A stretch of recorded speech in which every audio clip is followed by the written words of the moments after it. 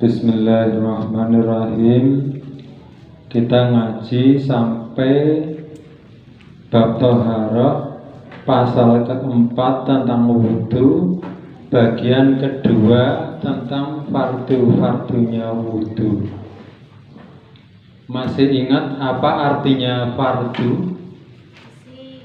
Apa artinya fardu? Jika dikerjakan mendapat pahala, jika ditinggalkan mendapat dosa. Nah, fardu-fardunya di dalam berwudu ini yang akan kita bahas. Furu faraidul wudu'i. Adapun beberapa fardunya wudu, iku sitatun, ada 6. Jadi fardunya wudu itu ada 6. Wahia, yaitu 1.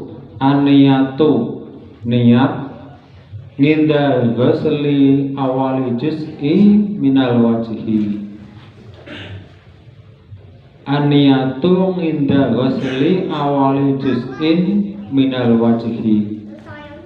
Rukun wudu yang pertama atau fardunya wudu yang pertama itu niat.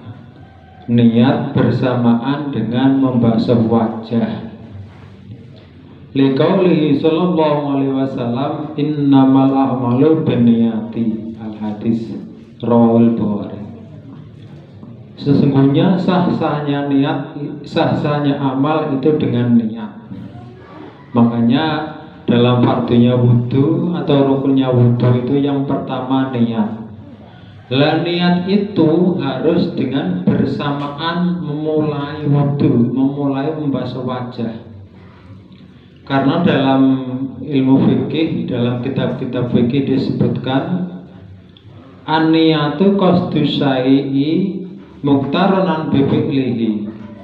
An-niyatu yang dinamakan niat yaitu qasdu syai'i, menyengaja untuk melakukan sesuatu, muqtaranan bi fi'lihi, bersamaan dengan memulai sesuatu itu. Wa mahaluha, adapun tempatnya niat yaitu al-qalbu, di hati. Jadi kalau kita niat, misalnya niat berwudu, itu bersamaan dengan membasuh pertama kali tangan nempel ke wajah, di hati itu niat wudu.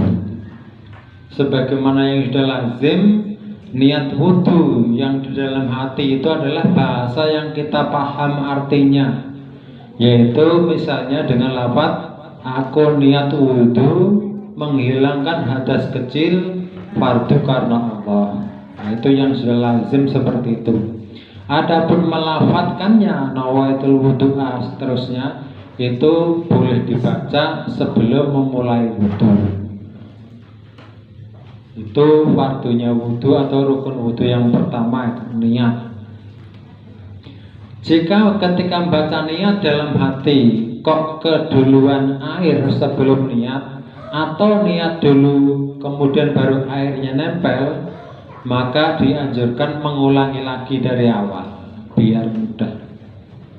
Jadi jelasnya bahwa niat itu bersamaan dengan mulai basuh wajah. Itu niat di dalam berwudu. Itu niat adalah rukun yang nomor 1. Rukun wudu atau fardunya wudu yang nomor 2 yaitu wa ghusl wajhi. Apa? Membasuh wajah. Lah membasuh wajah itu, ukuran wajah itu dari umumnya tumbuh rambut bagian atas kepala depan ini sampai ke telinga, kemudian sampai ke bawah sini, muter dalamnya, itulah yang disebut wajah. Jadi ketika berwudu, seluruh anggota wajah itu harus kebasahan. Bukan kebasahan terlalu basah, maksudnya itu kena air, basah semua. Itu rukun wudu yang kedua. Rukun wudu atau fardunya wudu yang ketiga apa? Wa ghuslul yadaini ilal mirfaqaini, membasuh kedua tangan sampai siku-siku. Membasuh tangan ini sampai siku-siku termasuk yang ada di bawah kuku. Kalau misalnya kukunya agak panjang, itu kalau pas wudu basuh tangan di bawah kuku itu harus dibuka-buka biar airnya masuk ke dalamnya. Jadi sampai ujung jari di bawah kuku sampai ke sikut-sikut, ke dua siku itu harus kebasuh ketika membasuh tangan. Kemudian yang keempat, apa yang keempat? Rukun wudu atau fardunya wudu yang keempat adalah mashu ba'di rasi, mengusap sebagian dari kepala. Lah ini nomor 4 ini tulisannya adalah mengusap. Artinya apa? Tidak perlu membawa air, tidak perlu mengalirkan air, tapi cukup tangan dijelup atau kena pancuran padasan misalnya, kemudian tanpa membawa air cukup diusapkan ke bagian kepala. Boleh depan, boleh samping, boleh belakang, yang penting masih di wilayah kepala. Kemarin kan di syarat-syaratnya wudhu disebutkan yang nomor 11 kemarin disebutkan bahwa syarat wudhu itu harus mengalirkan air ke anggota yang telah ditentukan. Nah, membasuh wajah dan membasuh tangan, kedua tangan itu harus dengan air, maksudnya dengan disiram dengan air. Tapi kalau kepala itu cukup mengusapkan saja, nggak perlu mengalirkan air.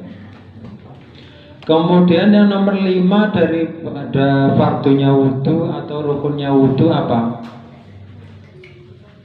Waslur rijlaini ilal ka'baini, membasuh kedua kaki sampai mata kaki. Membasuh kedua kaki itu paling tidak yang dibasuh itu sampai mata kaki. Kalau pas nian mungkin nggak bisa, jadi harus naik sedikit atau banyak ya boleh. Yang penting dari ujung kaki di bawah kuku jari kaki sampai ke mata kaki semua basah. Itu rukun wudhu yang kelima. Yang keenam apa? Rukun wudhu atau fardunya wudhu yang keenam adalah tertib. Tertib itu artinya berurutan. Nomor 1, 2, 3, 4, 5 itu semuanya nggak boleh kebalik-balik, harus berurutan. Itu namanya tertib. Keenam inilah yang disebut fardunya wudhu atau rukun-rukunnya wudhu.